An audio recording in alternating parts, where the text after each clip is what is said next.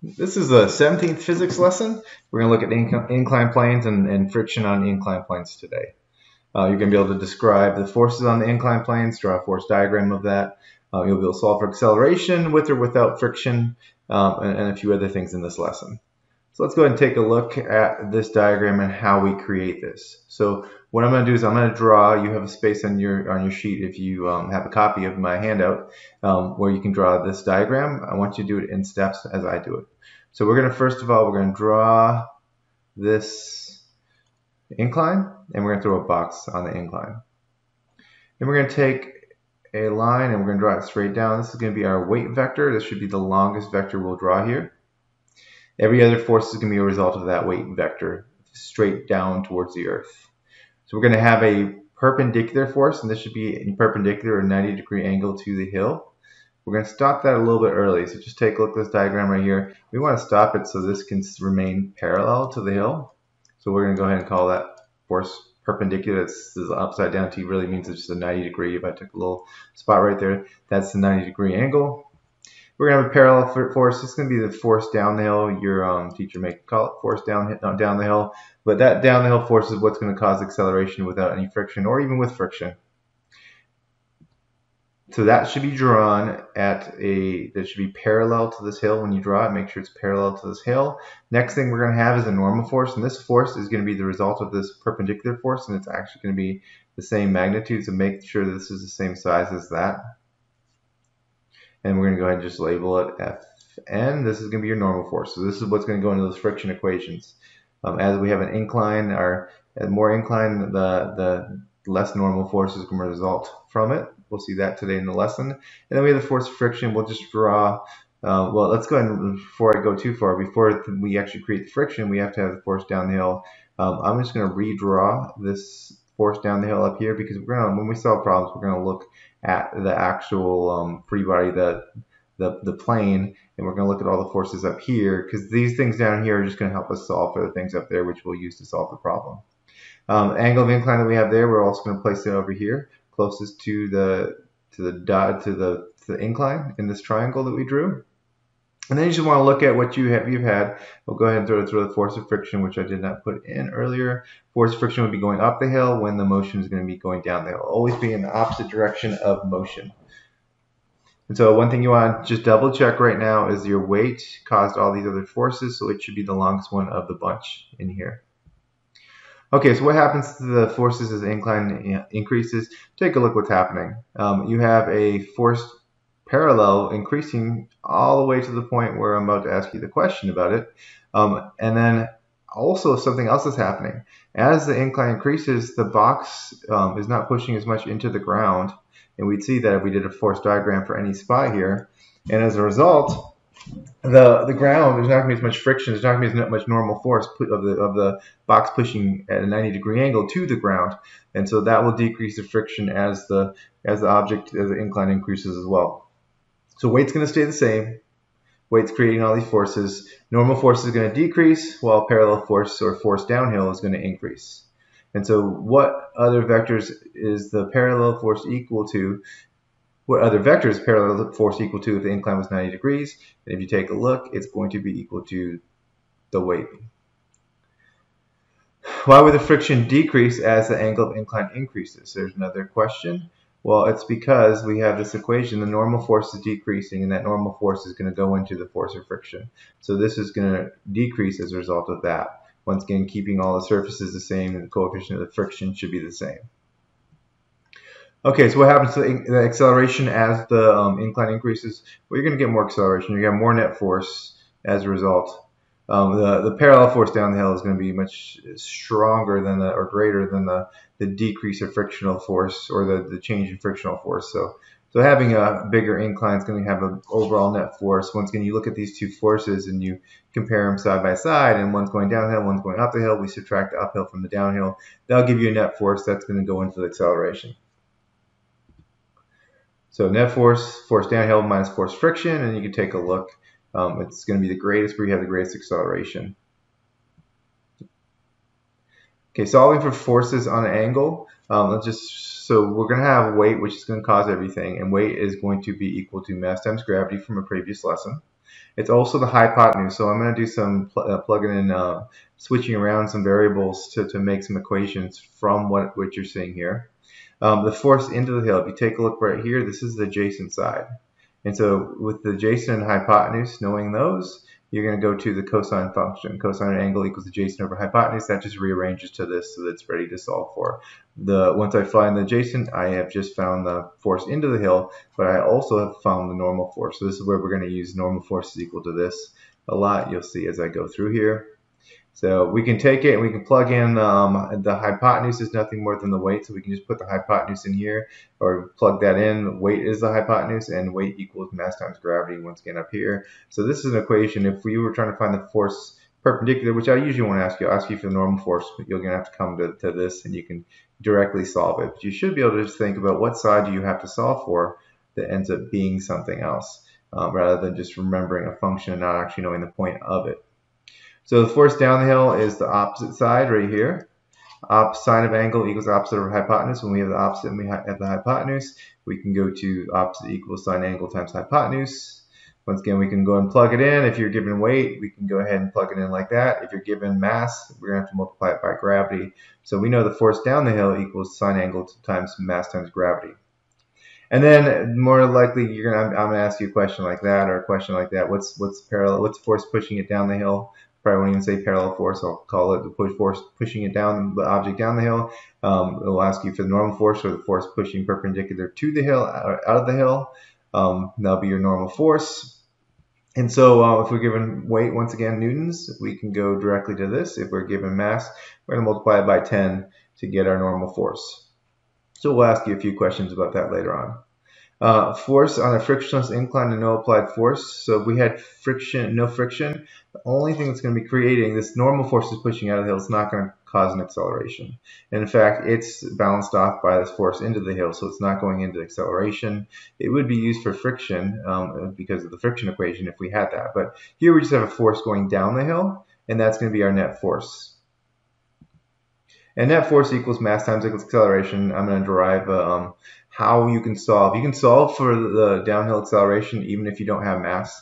You'll see right here. Just going to remind you of a few things and show you how I'm going to rearrange a few things. So weight is mass times gravity. The hypotenuse, once again, is mass times gravity. So therefore, when I want to know the force parallel down the hill, which is going to be the net force without friction, it's going to be equal to the opposite sign, or just sine angle times hypotenuse. So this is just a result of putting these in together. Now, if we want to find the force down the hill, that is going to be equal to the net force. And so what I can do is I just go ahead and since this is that, I can just say F net equals that. So that's what I have right here.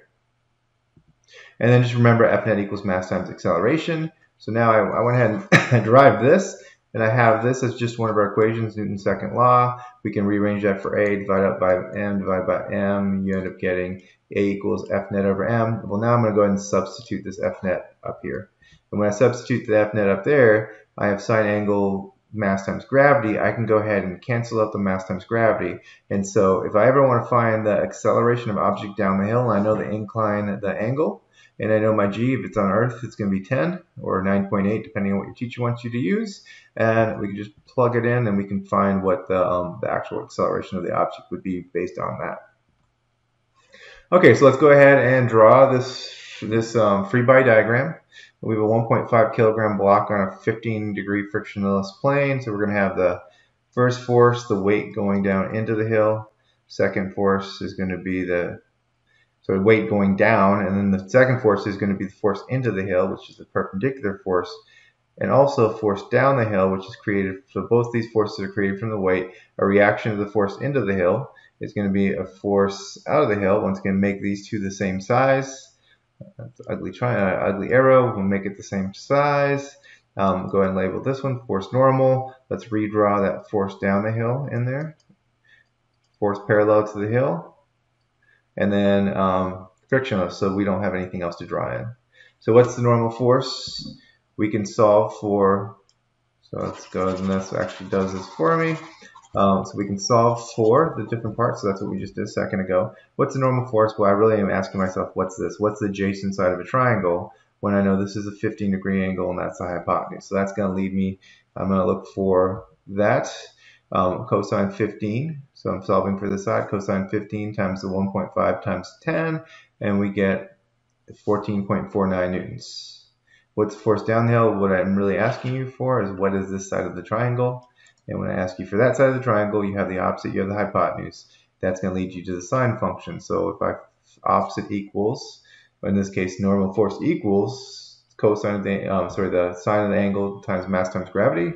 And so we just plug in those values, and we'll get an answer of 3.88 newtons downhill. So this is what would cause the acceleration. I could put a direction in this. This would just be perpendicular out of the hill. I decided not to leave it out. Normal force in general, as a definition, has that. That's expected for the direction. These are all the vectors right here. What's acceleration?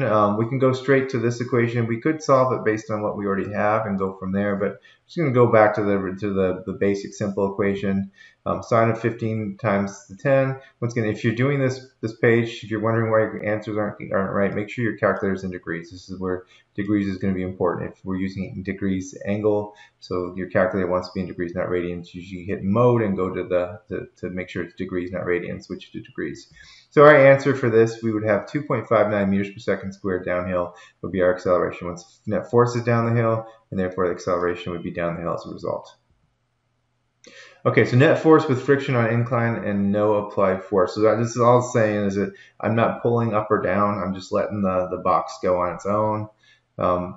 So what we would have to do is we'd want to find if the net force is going to be the result of this and this force right here. Everything else is canceled out. This is balanced with that. Weight created all these other forces in the first place. So we're just ignoring all this stuff right here. And so force down the hill, like before, is going to be equal to the sine angle mass times gravity in our explanation before. Go back if you're having any trouble with this. And then the force of friction, just a reminder, that's going to be the equation right here. Coefficient of friction times normal force. And so if I want to go ahead, I'm just going to go ahead and derive overall formula. I'm going to plug this in for the normal force, and I get the force of friction based on knowing my angle, knowing the mass, knowing the gravity. So once again, you can step through this and just think about the questions, or you do have the overall, the result of thinking through the questions is coming up with this kind of combination equation, plugging and chugging all the different variables like normal force, plugging that in for that, and doing a few other things.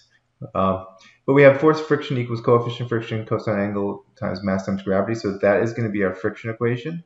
And so when I want to find the net force, I'm going to have to take the force down the hill right here. So I'm going to plug that in for this. And I'm going to plug this in for here. And I'm just going to come up with an overall equation. So if I'm ever asked for the net force on a hill with friction, and I know enough information, the coefficient of friction, the mass, and gravity, I can go directly to this and find the net force that's going to create the acceleration. And from there, any equation would be F net equals m times a. So continue on with that. F net equals mass times acceleration. If I want to find the acceleration as a result of this going on right here, the net force, I'm going to go ahead and rearrange that for a equals F net over m, and I'm going to plug in that value that we came up with from before for the net force, which is the force down the hill minus the force of friction.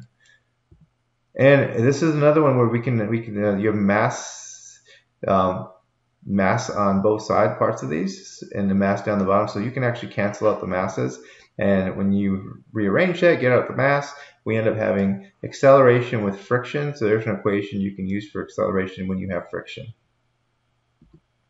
And if you want to just get that g, throw it in the front, you want to make sure you have extra parentheses because we just took the g and then both these values had g, so we went ahead and took it and put it in the front. You can really start from either of these equations when you're solving for acceleration on an incline with friction. This is just a more straightforward equation. Okay, so here's questions I need you to do, but before we do the questions, let's go and keep on drawing these force diagrams. Weight down down to the ground, 90 degree, or let me go ahead, it's not looking very pretty. We have weight directly down, FW, force into the hill. I guess, I think this thing does it, yeah. So down, force into the hill. The result of the force into the hill is going to be a force out of the hill. So you have the force down the hill, force down the hill parallel to the hill, force into the hill. We have normal force, which is a reaction force to this right here. We got one force pulling it down. And then we have the angle over here, whatever the angle is, of the hill, 25-degree angle. You have to put it in closest to right this spot right here. And then once we're done setting this up, then we have a few things we use. From this point on, we just don't even worry about this. From this point on, we just look at these three things to determine what we're asked and what we're gonna solve for. So what's the normal force? That once again is normal force. We need to find this side because it's equal to normal force. It's the cosine of cosine of the angle times mass times the hypotenuse, and the hypotenuse was mass times gravity just from before, and we would get 48.0 newtons when we solve it. What's the force down the hill? We're really just asking for this side. We're asking for the opposite side. How do you find the opposite side when you have 25-degree angle and a weight, which is the hypotenuse? And so that would be sine angle times mass times gravity. We plug in our values right there. And we get 22.4 newtons downhill. What's the force of static friction when you have a 5.3 kilogram block on a 25-degree angle inclined plane, with coefficient of static friction of 0.25 and a coefficient of kinetic friction of 0.20? What's the force of static friction? We're trying to find the force of friction, which is the coefficient of friction times Fn. So once again, from before, we want to find this, but in order to find that, we're going to want to have that normal force. We're going to plug in that normal force, the cosine angle times mg into there. We get the overall friction equation, and then we can just plug in our values and get our answer. So you should have 12.0 newtons uphill for your answer here. What's the force of kinetic friction? So same derived formula, same thing right here, except now instead of using that 0.25 because it's kinetic friction, or it might say that once it's already moving, the coefficient of friction just changed to 0.2, and so we get 9.6 newtons uphill when there is movement going on. A 5.3 kilogram block is on a 25 inclined plane with a coefficient of static friction of 0.25 and a coefficient of kinetic friction of 0.20. Would this block actually be moving? So the answer is yes, because we found earlier that the force down the hill was 22.4 newtons. And we know the force of friction, which would be the opposing force, is 12.0. And so since the downhill is greater than the uphill, it's going to be moving. So what is the net force? So the key here is we want to look at static friction, because if this wasn't bigger than if this wasn't bigger than this was the static friction here, the object would never get to the point where it would have kinetic friction. So you have to kind of watch out in a close problem. What's the net force on the block? So we have force going back of 12 newtons. So this is 12.0 newtons. This one right here is 22.4 newtons. So net force is just the downhill minus the uphill. So this downhill minus the uphill, both opposite directions. So we subtract the two, and our answer is going to be down the hill, since we're calling down the hill positive here. So we get 10.4 newtons downhill. This next one, what is the block's acceleration? So we're going to take that net force, and we're going to take our mass times acceleration, and this is just the overall put together formula. Really all you'd have to do is A equals F net over m, and you could use just this value and plug it in, but this is just starting from fresh with the equation I showed you earlier that was derived from everything. So we get our 10g, we have all of our other values, making sure we're using the coefficient of kinetic friction because it's moving, and we get an acceleration of 2.41 meters per second squared. Okay, so how fast would it be moving? So we solved for the acceleration, and once we solve for the acceleration, it's saying how fast will it be moving, accelerating at that value we solved for, starting at 2 meters per second, and it's going to be accelerating for 5 seconds. So we picked the right equation that has all these VI, VF, A, and T in it, and that's that one equation up top. Once we pick the right equation, we just plug in our values, and once we plug in our values, you get 14.05 meters per second. When force is applied uphill on an incline, okay, so this is now someone's pulling a rope. This might be force of tension in some problems. A lot of times a person's pulling a rope, so if you ever see FT, that's going to just be the tension of a rope someone's pulling up by. I'm just applying a force, so either way he could be pushing that way or he could be pulling that way from the other side. But the friction is now going to be downhill if the motion is going to be uphill. Parallel force, this box still wants to go down. If you dropped it, it would go down, so you'd still have parallel force down the hill. So to find the net force, you're going to take this applied force and you're going to subtract. In this case, the way I set up this equation, I made the applied force positive. So if you got a positive answer, you'd be going up the hill here. So force applied minus, once again, the derived from what we did in the previous part of this lesson. The force down the hill and the force of friction both added together. So these two are added together. You're taking those two values, they're going to be subtracted from the force applied up the hill.